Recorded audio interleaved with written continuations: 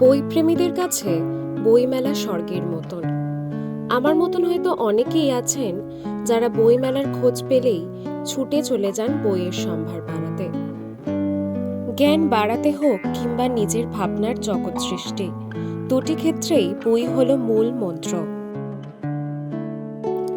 আমি চলে গিয়েছিলাম চন্দননগর বইমেলা 2025-এ।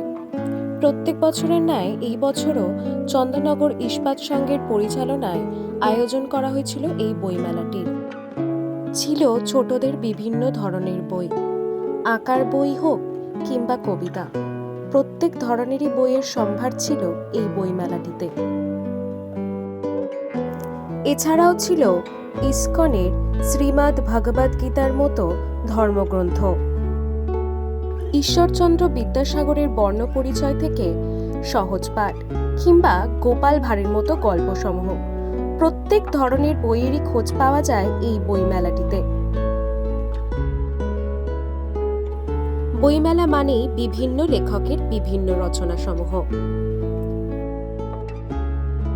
রবীন্দ্রনাথ ঠাকুর, উপেন্দ্র কিশোর রায়চৌধুরী, হুমায়ুন কবির, কাজী নজরুল ইসলাম, এমনকি মৃদুল হকের মতো বিখ্যাত ব্যক্তিত্বের লেখায় ভরে উঠেছিল এই বইমেলাটি। ছিল বিভিন্ন প্রকাশন এবং তাদের প্রকাশিত বিভিন্ন বই। শুধুমাত্র গল্প, কবিতা, নাটক কিংবা উপন্যাসেই সীমাবদ্ধ ছিল না। ইতিহাস, ভূগোল, বিজ্ঞান কিংবা সাধারণ জ্ঞান প্রভৃতি বিষয়ের মতো বইয়ের সমারোহও ছিল।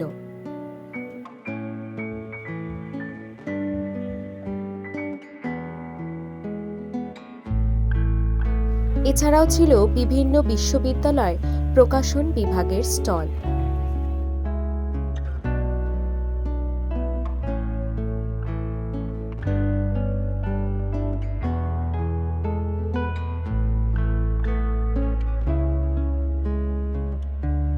বইমেলা মানেই যে শুধু বই থাকবে এমনটা কিন্তু নয়।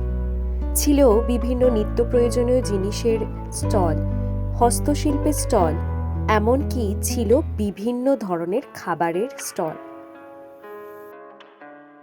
পুরো ভিডিওটি ভালো লেগে থাকলে লাইক করবেন, কমেন্ট করবেন এবং অবশ্যই কিন্তু শেয়ার করবেন। দেখা হচ্ছে অন্য কোনো এক ভিডিওতে।